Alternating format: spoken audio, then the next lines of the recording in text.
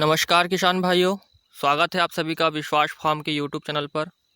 यहाँ पर अब लोग मिर्ची का पौधा देख रहे हैं।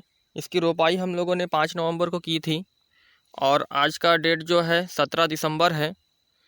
तो करीब 40 दिन के पौधे होने वाले हैं और पौधों का विकास आप देखिए काफ़ी अच्छे से हो रहा है। फूल आ रहे हैं, कहीं कहीं पर फूल खिल रहे हैं, ये देखिए। तो इसका पहला पार्ट मैंने बनाया है जिसमें कि खेत की तैयारी और कैसे हम लोग को पौधों की रोपाई करनी है, सारी जानकारी मैंने उसमें दे दी है।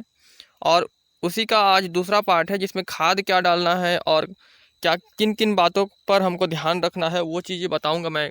तो वीडियो को पूरा देखिएगा और जो चैनल पर पहली बार आए हैं किसान भाई, वो हमारे चैनल को सब्सक्राइब कर लीजिएगा, ताकि जैसे ही हम कोई नई वीडियो अपलोड करें तो उसका नोटिफिकेशन आप लोगों को मिल जाए।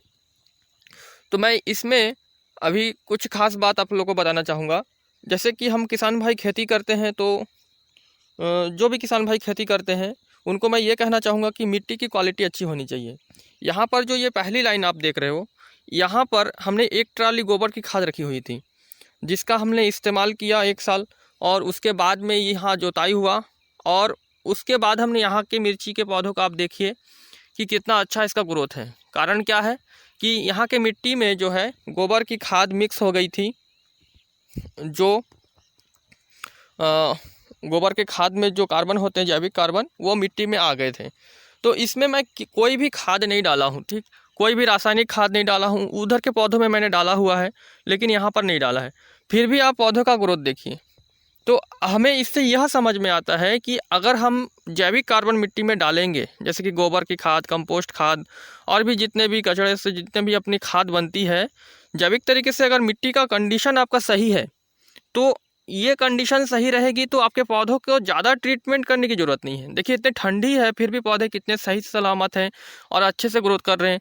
क्योंकि कारण यह है कि इनकी खुद की इम्यूनिटी मजबूत हो चुकी है मिट्टी अच्छी होने की वजह से।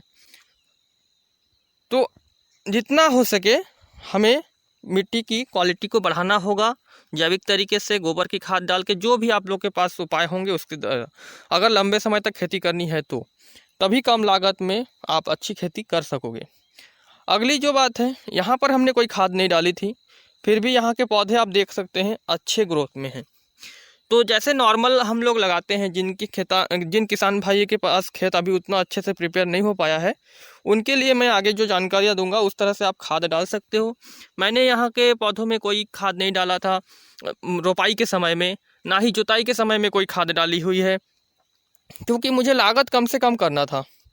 जो भी खाद मैंने डाली है वो बाद में, उसके बाद में ट्राइकोडर्मा का ड्रिंचिंग किया सिंचाई के टाइम पे, और कुछ हमने जो है यहाँ के नालियों का मैनेजमेंट किया है, कुछ प्लानिंग की है। सारी चीज़ें मैं आप लोगों को आगे बताऊँगा। तो वीडियो को पूरा देखिएगा किसान भाइयों। मैं काफ़ी मेहनत के बाद में एक वीडियो बना पाता हूँ, तो आप लोग ज़रूर लाइक और दूसरे किसान भाइयों को शेयर कर दीजिएगा। और ये जो सारे काम है मैं खुद करता हूँ, ताकि मैं आप लोग को 100% अनुभव पर आधारित जानकारी दे सकूँ। तो चलिए आगे बढ़ते हैं इस वीडियो में और मैं बाकी जानकारी आप लोग को देता हूँ। हम लोग मिर्ची के पौधों में अभी खाद डालने वाले हैं, उसके जड़ों के पास में। अभी हमारे मिर्ची के पौधे 25 दिन के हो गए हैं रोपाई के बाद। अब जो खाद का अनुपात है उसको मैं बता देता हूँ, और कौन कौन सी चीज़ें हम इसमें मिक्स करेंगे वो मैं आपको बता रहा हूँ। यहाँ पर देख सकते हैं, ये जो है DAP है। DAP 1 kg लिए हैं। ये करीब 1000 पौधे के लिए है। मैं छोटे अमाउंट में आप लोगों को बता रहा हूँ ताकि आपको अच्छे से समझ में आ जाए। DAP 1 किलो और यूरिया 1 किलो, और ये जो है सरसों की खली है ये 1 किलो। देख सकते हैं इस तरह से आता है सरसों की खली। ये हमारे यहाँ जो है 25 रुपये kg में मिल जाता है। अलग अलग जगहों पे अलग अलग कीमत हो सकते हैं। ये भी बहुत अच्छा पोषक तत्व है पौधों के लिए, तो इसको हमको लेना है। और जायम लेना है 250 ग्राम। सीवीड फर्टिलाइज़र होता है ये, तो 250 ग्राम जायम लेंगे। और आधा किलो पोटास, क्योंकि पौधों में अभी फूल आना स्टार्ट हो रहा है, 1-2 फूल आ रहे हैं, इसलिए पोटास जो है आने वाले समय में पौधों के विकास, फलों के लिए वृद्धि के लिए मदद करेगा, पौधे को मजबूती देगा। और ये जो है ब्रांड GR सॉइल कंडीशनर जो है ये 250 ग्राम। तो इतना चीज़ें हम लोग लिए हैं, 6 चीज़ें हैं यहाँ पर। तो अगर अनुपात में बात करें तो 250 ग्राम का एक अनुपात मानेंगे तो ये 4:4:4:2:1:1, मतलब कि 1 किलो 1 किलो 1 किलो और आधा किलो 1 पाव और 1 पाव हमें इन सबको मिक्स करना है। और इसका जो मात्रा हमको देना है पौधों में 1 चम्मच, 2 पौधों के बीच में 1 चम्मच हमको इसका मिश्रण को देना होगा।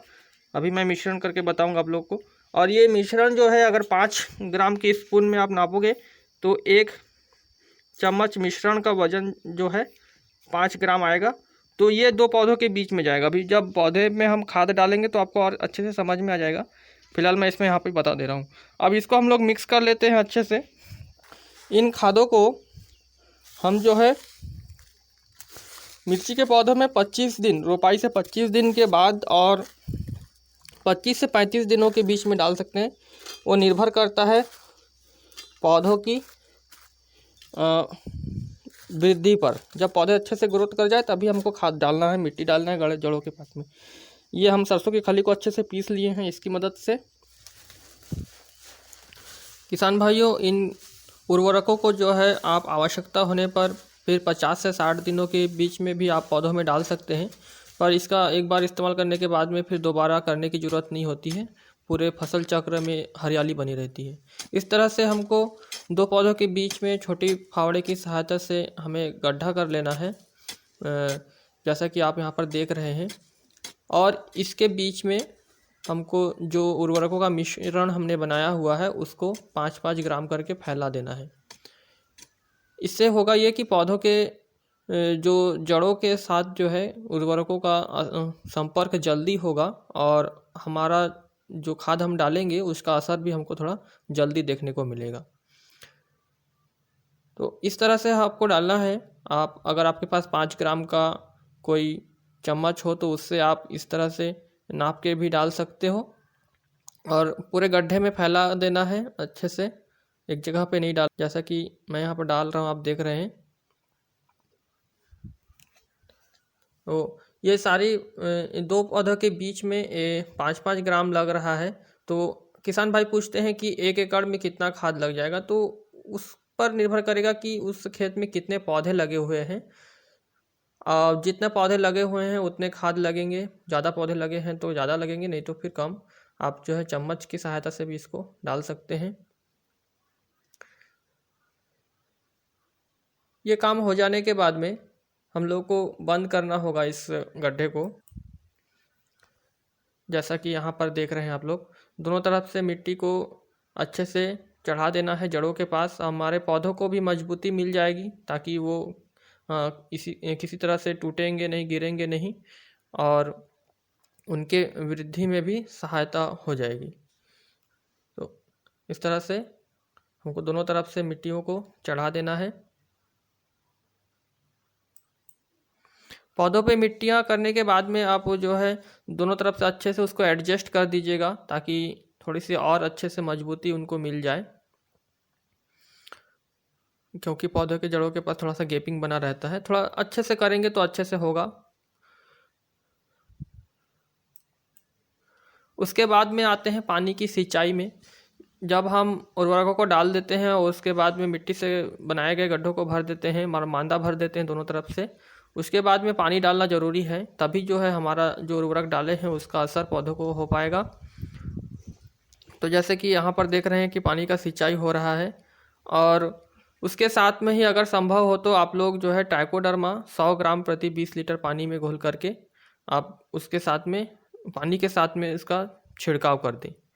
इससे जो है मिट्टी में जो फंगस जनित जो भी बीमारियां होती है वो ठीक हो जाते हैं। मिट्टी हमेशा के लिए मिट्टी का शुद्धिकरण हो जाता है और हर पानी में कर पाएंगे तो और अच्छी बात है, नहीं तो एक एक पानी जो पानी का सिंचाई होगा उसके अंतराल में करेंगे तो भी काम बन जाएगा। तो इस तरह से हमारा पौधे का जो है खाद डालने का काम पूरा हुआ, पानी सिंचाई का भी। और ये जो है रोपाई से 27 दिनों के बाद के पौधे हैं, आप लोग देख रहे हैं।